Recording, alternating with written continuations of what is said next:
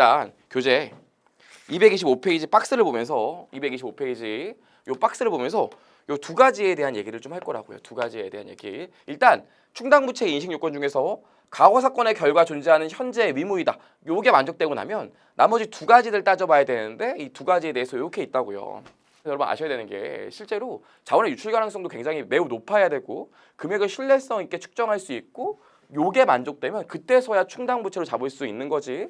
이게 만족되더라도 둘 중에 하나만 만족되지 않으면 우발부채로 그냥 부채로 인식하지 않고 주석의 말로만 공시하거나 가능성이 높지 않으면 그냥 공시하지 않는다고요.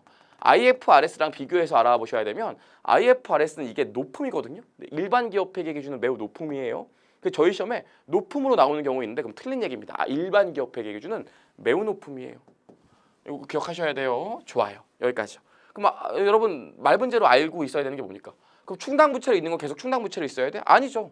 그래서 매기말 이 충당부채 인식 요건을 매기말 검토해서 가능성이 올라가면 충당부채가 될 수 있고요. 가능성이 떨어지면 충당부채에서 우발부채나 공시 안함으로 내려갈 수도 있다. 여기까지만 좀 기억을 하시면 될 것 같아요. 그래서 밑에 보시면 뭐라고 써 있습니까?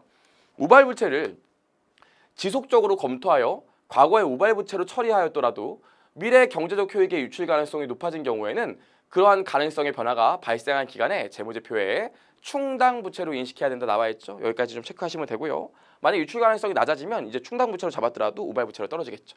여기까지 보시면 되고요. 밑에 보시면 우발자산이 있는데 자산은 공시를 안 해요. 가능성이 매우 높아지면 주석으로 공시할 수 있지만 일반적으로 자산은 공시를 안 합니다. IFRS에서는 거의 확실한 경우에만 자산으로 공시할 수 있다고 나와 있는데 일반 기업회 기준에 그 얘기도 없어요. 그래서 기본적으로 저희 시험에 이익이 예상되는 경우에 자산으로 기재할 수 있다 그럼 다 틀린 얘기입니다. 일반적으로 이익이 예상되는 경우에는 가능성이 매우 높은 경우에도 자산으로 인식할 수 없어요. 여기까지는 괜찮죠? 여기까지 보시고요. 그럼 넘겨보시면 이제 우리 뭐 볼 거냐면 그래서 사실 요거랑 요 얘기는 별로 할 얘기가 없고 요 얘기를 저희가 좀 해봐야 된다고요. 과거 사건의 결과 존재하는 현재의 의무요. 그럼 요거에서 우리가 좀 나눠서 볼 때 첫 번째로 봐야 될 게 현재의 의무거든요.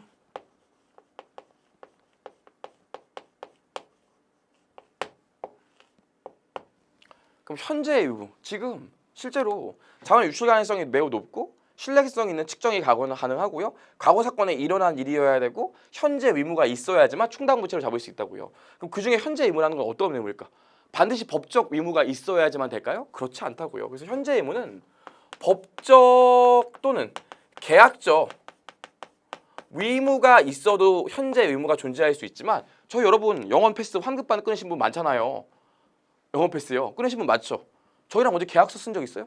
여러분 막상 신용분석사 영업 환급반을 끊으신 다음에 합격한 다음에 돌려달라고 그랬는데 저희가 그 말을 믿으셨나요? 거짓말이에요. 피해 사례가 많은데 뭐 이러지 않잖아요. 돌려드리죠. 그럼 저희는 영업 패스로 이거 판 거에 대해서 충당부채를 인식할까요? 안 할까요? 충당부채로 인식한다고요.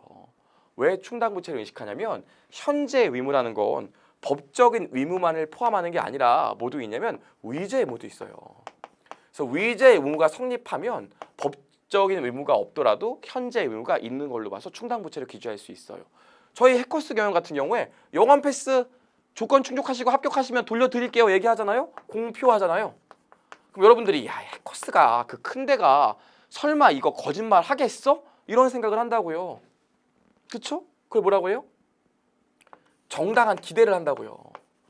그래서 우리가 해커스가 광고를 하고 여러분들이 기대를 한다면 저희는 위제 의무가 성립되기 때문에 법적 계약적 의무가 없다 하더라도 현재 의무가 있는 걸로 봅니다.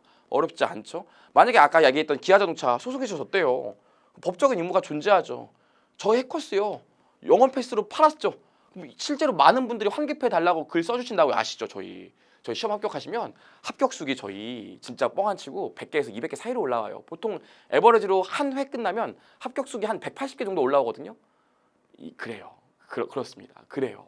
다른 데 가면 합격수 이렇게 많이 안 올라와요. 저희 180개 올라온다고요. 돌아와서 말씀드리고 싶은 게 뭐냐면 저희 그럼 나중에 180개 정도는 환불해 드려야 된다고요. 그럼 부채로 잡아놔야 되는데 왜 부채로 잡아야 돼? 계약서 쓴 적도 없는데 위제 의무가 있으니까요. 공표하고 여러분들 정당한 기대를 하도록 했잖아요. 그쵸? 여기까지요. 그래서 거기 현재 의무 보시면 네, 현재 의무를 발생시키는 과거 사건을 의무 발생 사건이라고 한다. 의무 발생 사건이 되기 위해서는 당해 사건으로부터 발생한 현재 의무를 이행하는 것 이외에 실질적인 대안이 없어야 하며 다음 두 가지 경우가 의무 발생 사건이 될 수 있다 해서 뭐가 있습니까? 법적인 의무와 현재 의무 있죠? 근데 현재 의제 의무는 뭐라고요? 상대방에게 표명을 하고 상대방이 정당한 기대를 하게 한다면 의제 의무가 성립한다고요. 그럼 말 문제로 뭐가 많이 나올까?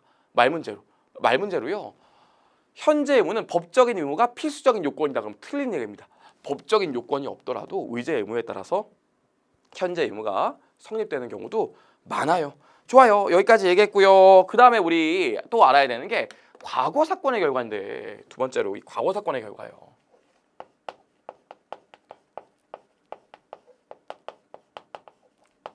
이 과거 사건의 결과 존재하는 현재 의무라는 게 회피 불가능한 대안이 없는 사건을 의무를 얘기하거든요. 과거 사건의 결과 존재하는 현재 의무라는 게 회피 불가능한 대안이 없는 의무를 얘기해요. 그럼 이 과거 사건이라는 게 뭐냐면 고급지게 얘기하면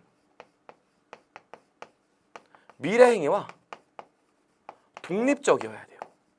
미래 행위와 독립적이라는 말이 뭐냐면 미래에 대안이 존재하면 안 돼. 옵션이 없어야 돼요. 무조건 해야 돼. 과거에 내가 이런 일을 했기 때문에 무조건 해야 돼.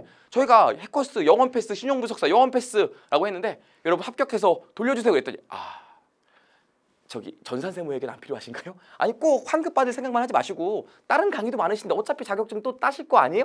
다른 걸 하시죠. 이렇게 할 수 있으면 충당부채로 잡을 수 없다고요. 과거 사건의 결과라는 게 뭡니까? 나중에 우리가 합격하시면 돌려드린다고 광고를 했기 때문에 여러분 돌아오시면 반드시 돈으로 돌려드려야지 다른 과목들이시죠. 이참에 세무사 한번 도전하시죠. 이러면 안 된다고요. 이해할 수 있겠죠? 미래 행위와 독립적이어야 돼요. 굉장히 중요한 얘기입니다. 그래서 읽어보시면 어떤 사건 발생 당시에는 현재 의무를 발생시키지 아니하나 추후의 의무를 발생시킬 수 있다. 과거 사건 나와 있고요. 세 번째로 과거 사건에 의해 충당부채를 인식하기 위해서는 기업의 미래 행위와 독립적이어야 된다. 여기다 써놓으세요. 대안이 없어야 된다. 그러고요. 두 번째로 보시면 미래 행위와 독립적이기 때문에 여러분 아직 일어나지 않은 일에 대해서는 충당부채를 잡을 수가 없다고요. 그래서 미래 예상되는 영업손실은 충당부채 잡을 수 있어요? 없어요? 절대로 충당부채로 잡을 수 없습니다. 왜? 미래에 일어나는 일이잖아요. 뭐 가끔씩 이런 얘기하잖아. 야, 우리 이렇게 하다가 내년에 적잖아. 충당부채를 못 잡는다고요. 왜 충당부채를 못 잡을까요? 그럼 그래요? 이렇게 하면 적잖아? 그럼 지금부터 잘해봅시다. 그러면 적자 안 날 수도 있잖아요. 그럼 안 된다고요. 과거에 일어난 일도 빼도 박도 못하게 무조건 해야 되는 일만 미래행위와 독립적이기 때문에 과거 사건의 결과를 만족해서 충당부채가 될 수 있어요. 따라오시겠습니까? 여기까지요. 그래서 읽어보시면 과거 사건의 결과 1, 2, 3번이 나와 있는데 2번 보시면 나와 있죠? 미래 영업을 위하여 발생하게 될 비용 또는 손실에 대해서는 충당부채로 인식하지 아니한다. 괜찮죠? 여기까지 봤습니다. 좋아요. 여기까지 봤고요. 나머지 3번, 4번, 5번은 여러분이 그냥 가볍게 읽어보시면 되고 3번 같은 경우에는 제가 좀 이따 사례 들어 보여드릴 테니까 3번 여러분 한번 읽어보시면 돼요. 좀 이따 제가 사례 하나 만들어 드릴 거예요. 4번은 진짜 여러분 한번 읽어보시면 되고요. 5번 보시면 우리 앞에서도 얘기했지만 실제로 우리가 재무제표에서 충당부채를 지급 시기와 금액이 불확실하기 때문에 일정 부분 추정을 한다고요. 그럼 일정 부분 추정해서 충당부채를 잡으면 재무제표의 신뢰성이 떨어집니까? 그렇진 않아요. 합리적으로 추정하면 재무제표의 신뢰성은 떨어지지 않는다고 그랬죠. 그래서 그 얘기가 나와 있어요. 읽어보시면 되고요.